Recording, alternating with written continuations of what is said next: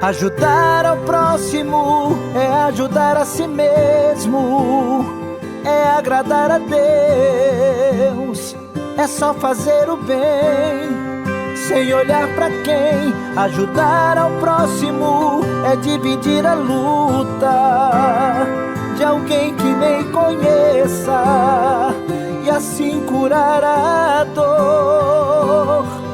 Por acima de tudo, amor. Hoje o programa Acima de Tudo Amor é um programa de uma responsabilidade muito grande.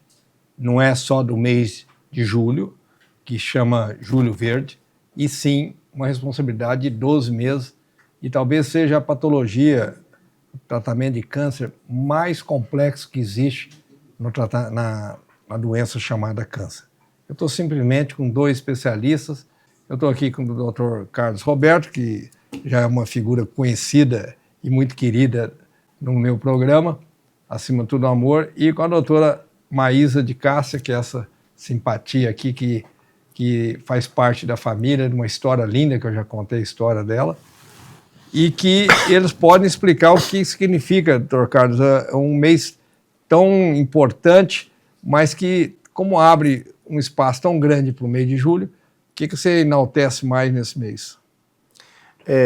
A importância, né, do Julho Verde, e como o senhor Henrique falou, a ideia é conscientizar a população e principalmente os profissionais da área médica relacionada à cabeça e pescoço, né, os otorrinos, os dentistas, os fonoaudiólogos, que muitas vezes o paciente com câncer de cabeça e pescoço procura primeiramente outros profissionais. Muitas vezes ele não tem nem ideia que existe a especialidade de cabeça e pescoço.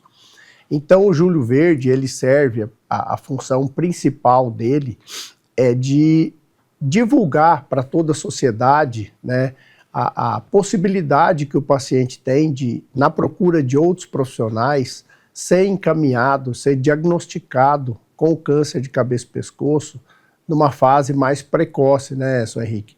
Que aí então a gente teria uma possibilidade de cura bastante elevada, com uma infraestrutura para tratamento bastante simples, né? Porque a cabeça e pescoço, quando a gente muda de um caso inicial para um caso avançado, a gente muda tudo. É muita diferença também na chance de cura, né? Além da diferença na chance de cura, uma cirurgia que nós desenvolvemos aqui, muitos casos de câncer inicial de cabeça e pescoço, a gente opera via ambulatorial. Então a gente opera de manhã e dá alta à tarde. Enquanto que se o paciente não tiver esse diagnóstico precoce, a gente tem que muitas vezes internar o paciente aí por 5, 6, 7 dias. Esse paciente vai precisar de um suporte de UTI, porque as cirurgias muitas vezes ultrapassam aí 12 horas de cirurgia. Ele vai precisar de uma outra equipe de cirurgia reconstrutiva para poder auxiliar nessa cirurgia. Então, Os hospitais gerais não têm uma equipe completa para isso, né? Sobre serviço público, eu falo. Né? Em termos de serviço público, Henrique, muito poucos. A gente, é justamente isso que impacta na gente ter a maior fila hoje do SUS para tratamento de câncer. Isso é em todo hospital, não é só aqui. Por quê? Porque justamente pela complexidade que é tratar o câncer de cabeça e pescoço. Olha, eu estou aqui com a doutora Maísa de Cássia, que foi residente nossa e que veio fazer parte da nossa família, da equipe. Maísa, você acha que te chamou a atenção porque essa patologia de cabeça e pescoço, ela, por o Hospital do Amor oferecer essa cobertura de um começo, meio e fim, com honestidade, ter uma equipe após a cirurgia, ter reconstrução, esse assunto foi uma das coisas que te fez você escolher o Hospital do Amor? Com certeza, Sr. Henrique. O câncer de cabeça e pescoço, o senhor pontuou muito bem no início, eu considero assim, que é o pior câncer que pode ter, e ele é um câncer que ele limita, que ele fragiliza muito o paciente, ele acomete principalmente a população mais vulnerável, Então, é um paciente que ele é muito estigmatizado. Então, o paciente sofre muito e muitas vezes é um paciente mutilado. Então, é um paciente que é muito rejeitado pela sociedade. Então, é um paciente que ele precisa, que eu falo que é uma coisa que eu aprendo todos os dias aqui no hospital, que a gente todo dia aprende cada vez mais ter compaixão. Isso. E aqui a gente trabalha muito isso, a gente tem condições de ter toda a compaixão com o paciente, porque a gente oferece o tratamento mais digno que ele precisa.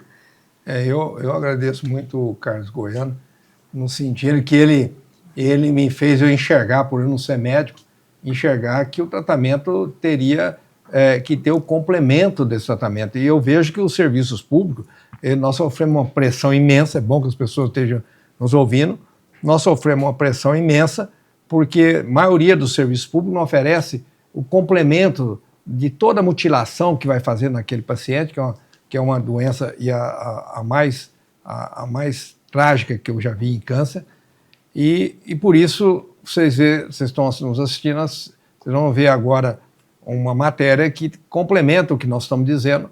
E esse programa é muito sério, é muito importante que uma sociedade entenda o que significa o tratamento do câncer de cabeça e pescoço. Assistam aí e nós vamos continuar o programa contando para vocês a importância de tudo isso.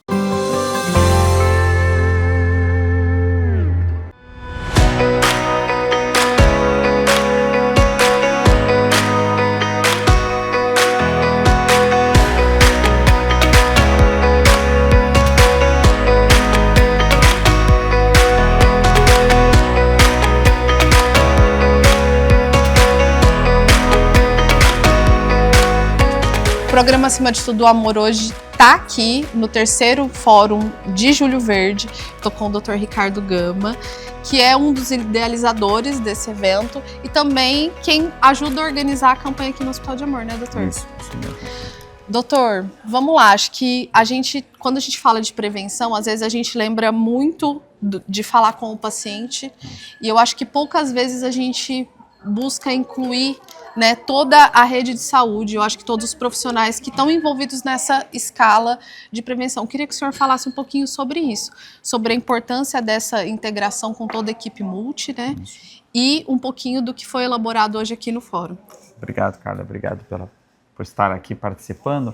Na verdade, o Júlio Verde, que é nosso 3º fórum, então, 3º ano consecutivo que nós organizamos o Júlio Verde esse ano aqui na FACISM, fala sobre conscientização do câncer de cabeça e pescoço, que é um câncer muito pouco falado, um câncer muito pouco abordado, mas gera um problema de saúde populacional enorme, porque boa parte dos pacientes com câncer na região da cabeça e pescoço, que é a boca, a garganta, que é a faringe, o órgão da voz, que é a laringe, infelizmente são diagnosticados numa fase avançada. Isso leva a tratamentos muito complexos, necessidade de reconstruções plásticas e um impacto social enorme e econômico e financeiro também na vida do paciente e de toda uma cadeia do Sistema Único de Saúde, uma cadeia do Sistema de Saúde Pública.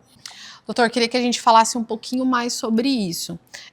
A gente, como o senhor falou, a gente está num centro de referência, né? Então, a gente está no maior centro oncológico da América Latina.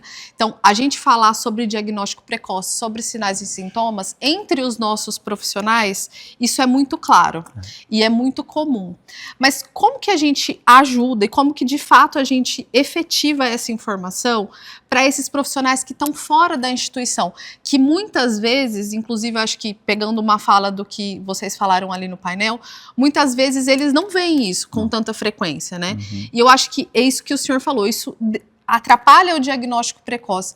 Como que a gente faz para ampliar essa informação? Sem dúvida nenhuma, é educação, ensino, que pode ser inclusive hoje, a pandemia propiciou isso, ensino à distância, o famoso EAD, né? As pesquisas muito influenciam e melhorar a qualidade da educação nas diversas faculdades da área de saúde, principalmente odontologia e medicina. Eu sempre brinco e falo, quando você está diante de um paciente com uma determinada ferida na boca, uma lesão na boca, é claro, isso vale para todas as patologias, você não vai pensar só em câncer, porque a infinidade das outras que não são câncer é muito maior. mas você sempre tem que pensar em câncer como diagnóstico diferencial.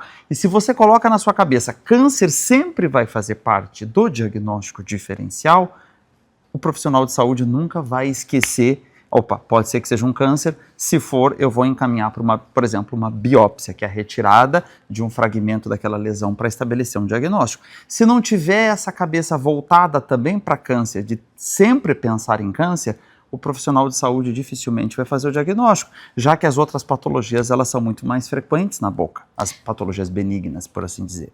E esse é um papel do Hospital de Amor também? Claro. Sair para fora da instituição? Que é o que a gente faz, né? Com o nosso programa de prevenção, que é o maior do país, e creio que seja o maior, um dos maiores do mundo, nós saímos para fora. E essa integração que existe entre quem está aqui dentro, que faz parte da atenção terciária ou secundária, com quem está lá fora, né, a atenção primária, quem faz esse elo, quem faz esse vínculo, quem que faz essa ligação? A prevenção.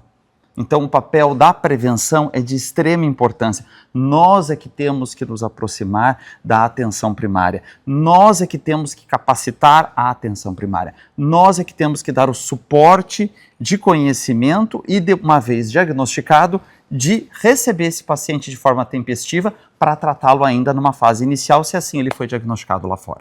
Bom, esse é um programa que também faz parte dessa ampliação de informação. Então, se você acha que tem alguém aí precisando saber um pouquinho mais sobre o assunto, nosso programa está no canal do YouTube, então é só chegar lá e compartilhar.